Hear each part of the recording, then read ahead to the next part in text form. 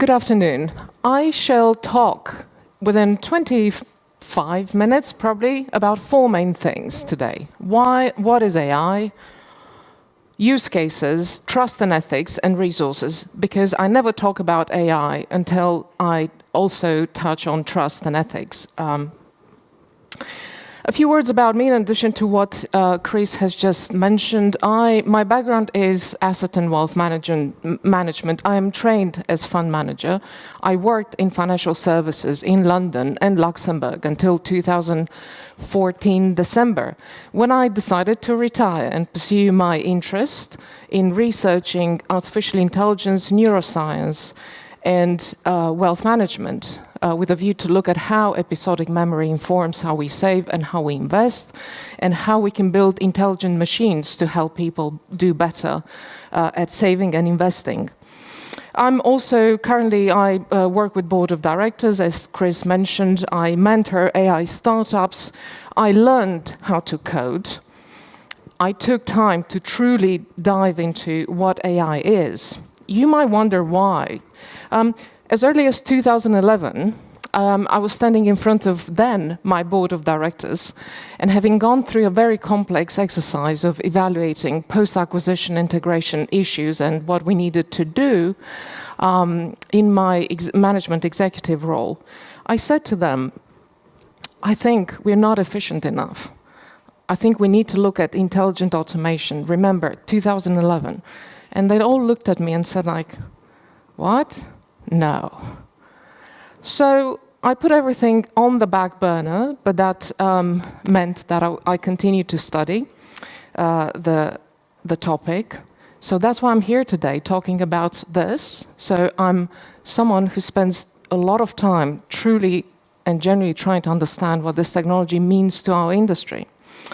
What is artificial intelligence? Is the theory and development of computer systems able to perform tasks that normally require human intelligence, like visual perception, speech recognition, decision-making under uncertainty.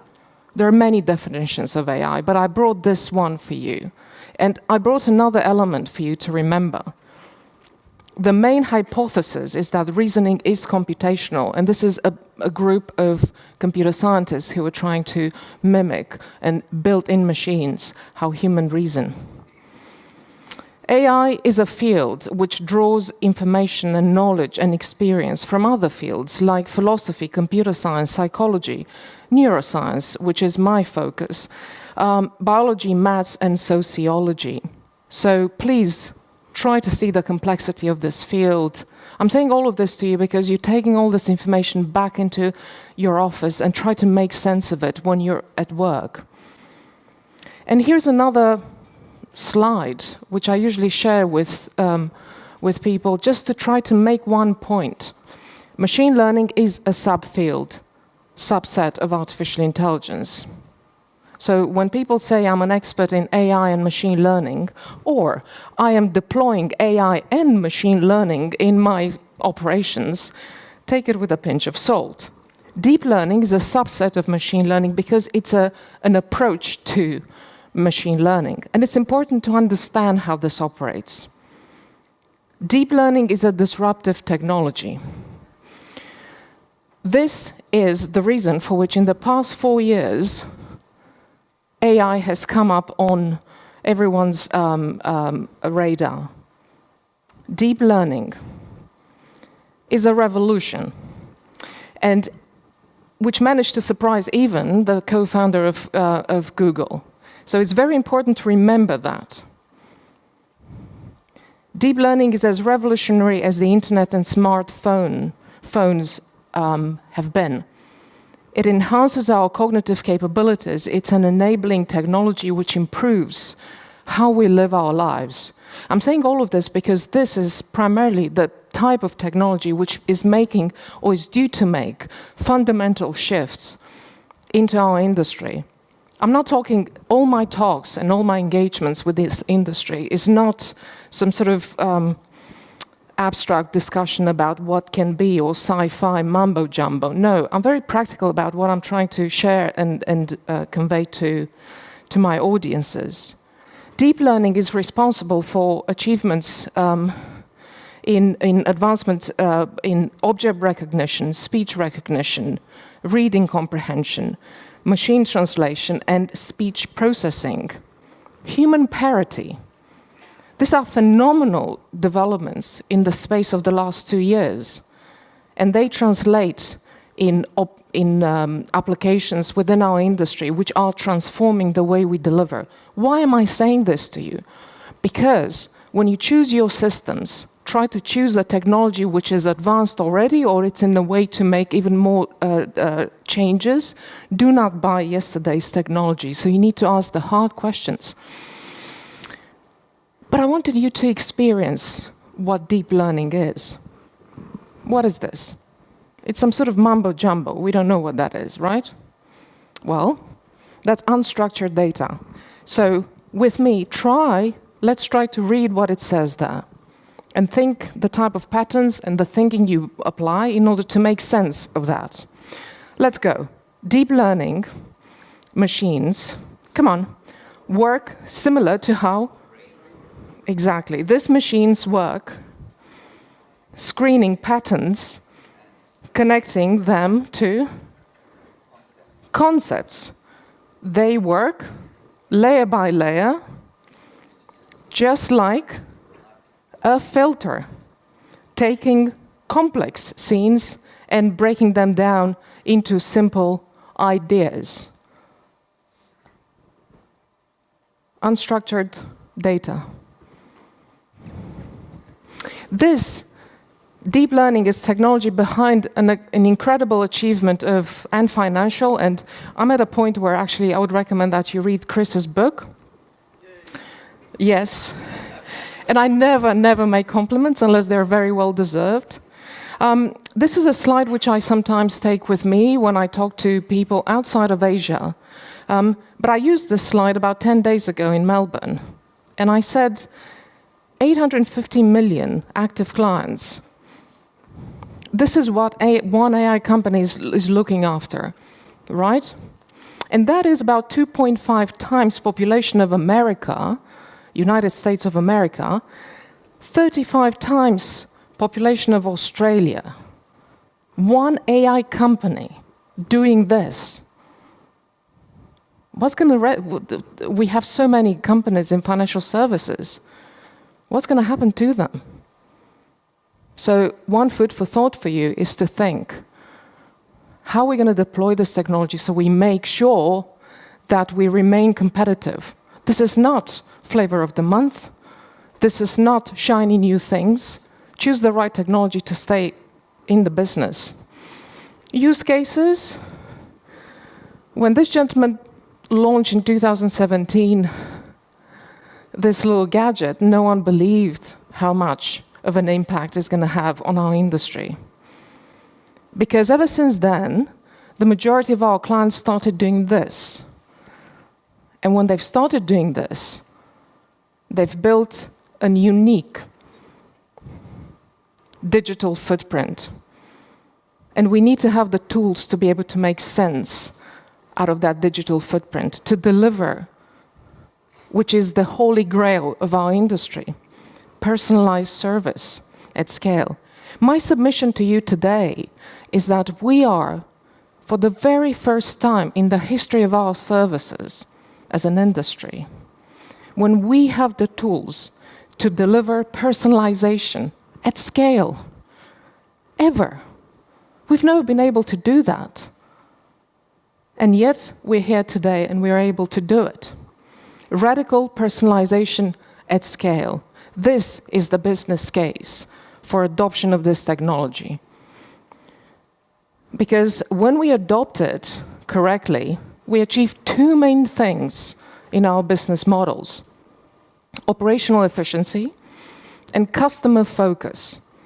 So when we are able to truly deliver customer focus or personalization at scale, we achieve three main things. Trust with our customers, and I'll come on to that in a minute. We become more competitive as a business.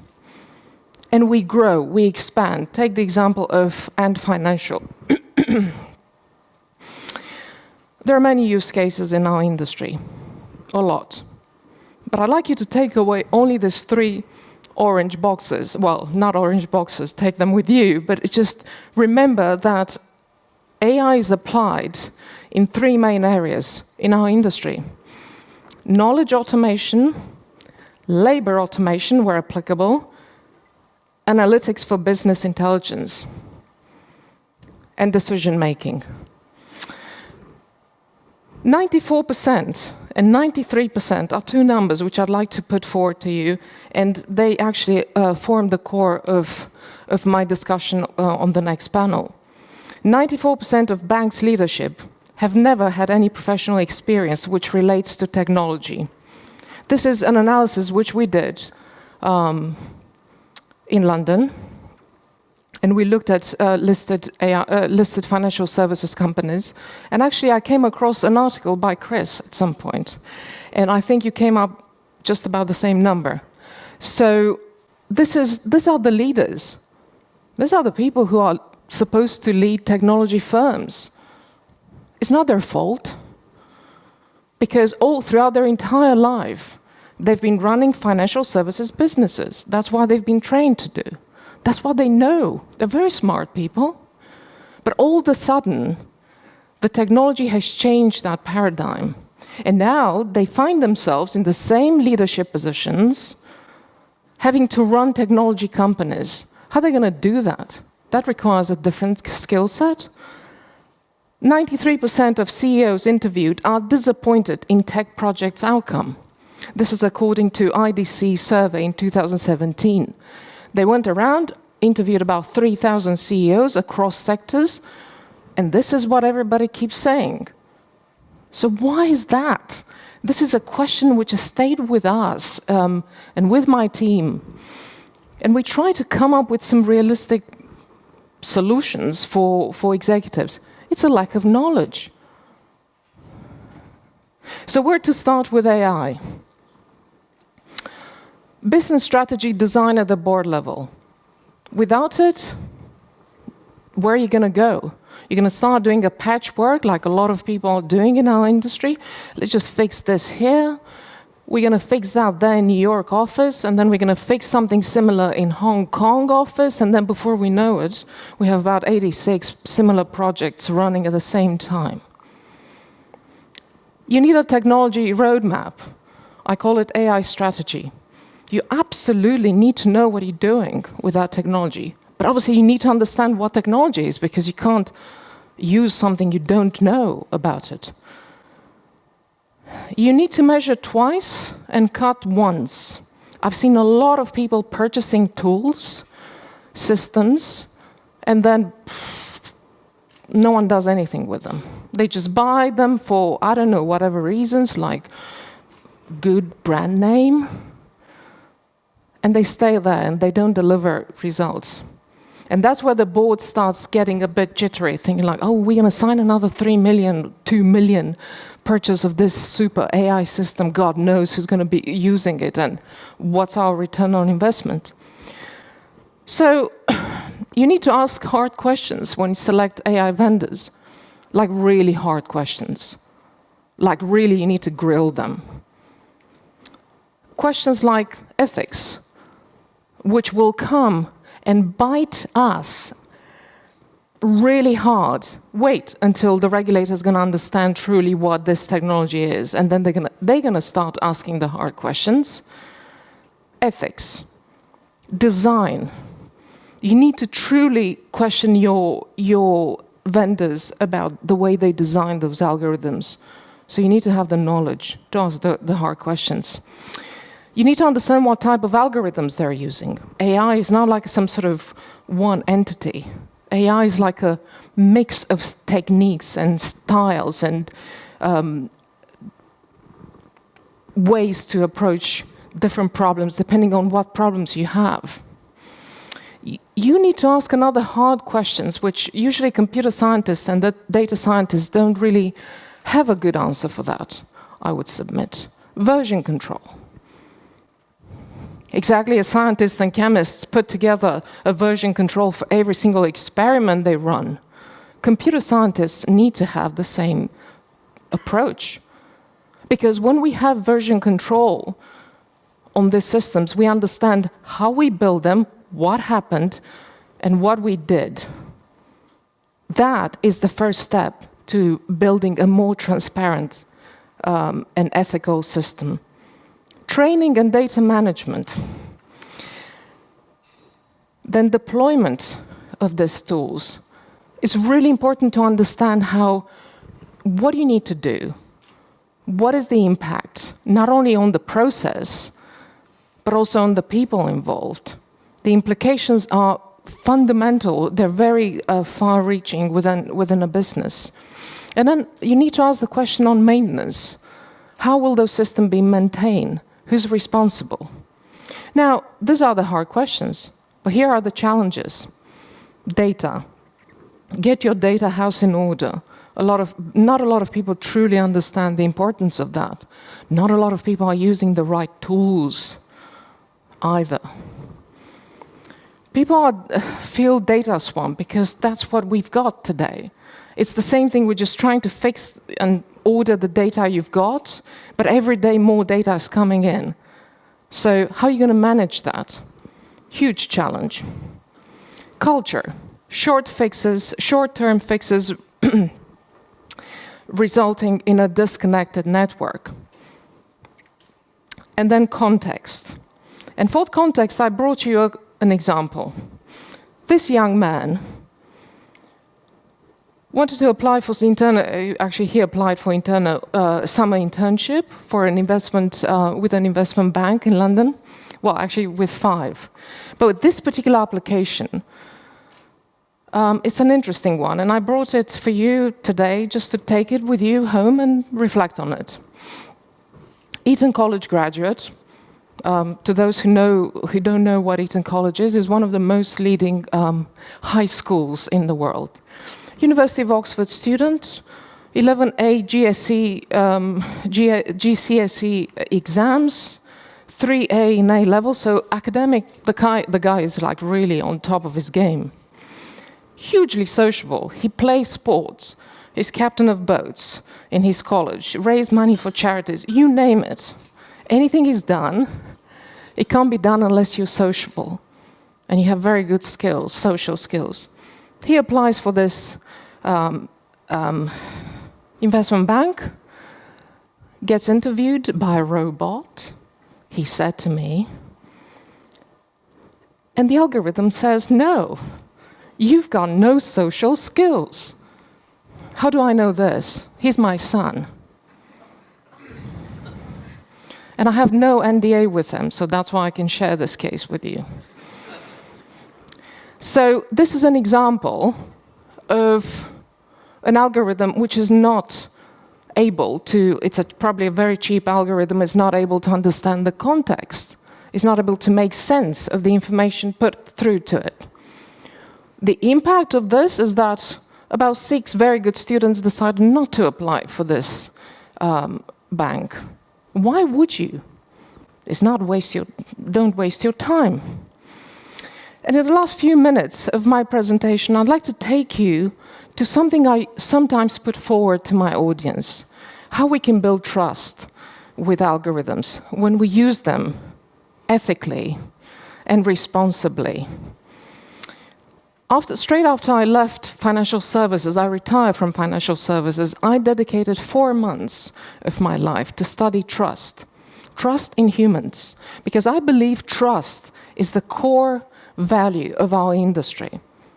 Anything and everything we do, it's important. But anything and everything we do has to have the roots into this concept of trust. So trust, here's what I found out. Trust is built in the smallest of moments. You say you do what you promised to do. You go online and you try to check your bank account. It's always there available. You can do it in the smallest of moments. And trust is built when there is reliability, transparency, consistency, and competence. And I argue that all AI tools can deliver those 4 values. And this is why my submission to you is that we can redefine trust with algorithms. And algorithms have parents. I said this about in 2017. I was on stage at Money 2020, sandwiched between two AI CEO companies and one banker, global banker. And no one they try to define responsibility. And I said, algorithms have parents because exactly as we teach our children about life, the values we put into them from a very young age, in the same way, we build the same values in algorithms. There are three main values which I recommend that we should always consider. They have to be human-centric, positive values, and there has to be a switch-off button. It means that the human has to stay in the loop. So we control. Especially in our industry, we always need to retain control. There are standards, ethics standards, IEEE, NIST in the US, ISO in Europe, and Google is trying to do something on that front. Probably not enough. I always conclude my presentations with some resources which I recommend to you. Why? Because as practitioners, we all need to change, adapt, learn different things. And it's not just the responsibility of the board of directors or the management of the companies we work for. It's also our own responsibility to ensure that we stay relevant in this new world. And being relevant means learning, being intellectually curious about life. Resources. Read about intelligence. This is a book I recommend. It's called On Intelligence. It's written by a computer scientist turned neuroscientist. Read about technology cycles and their maturity, so you understand when you purchase and when you invest in these systems. Read about networks. This is a book I highly recommend. So you'll see the more connected we become, the more disconnected we actually become. And read about different types of leadership, distributed or retain the old hierarchy model. Read about AI opinion leaders. In this case, it's a book. It's a riveting book. I recommend on Elon Musk. Read about what AI providers put out there. The Future Computer, it's a free book. You can find it online. It's printed and published by Microsoft. And the last book I'll recommend, which will be out next year, it's my book. It talks about everything I've just told you now, but in great depth. And it looks at how you practitioners, what you need to know, where you need to go to learn, taxonomy of systems, so you really are enabled and empowered to ask the hard questions. Please do connect with me if you'd like to. I'd like to thank you for your time now, and now we're going to move on to our next panel. So we discuss the importance of setting the strategy at the board level. Thank you.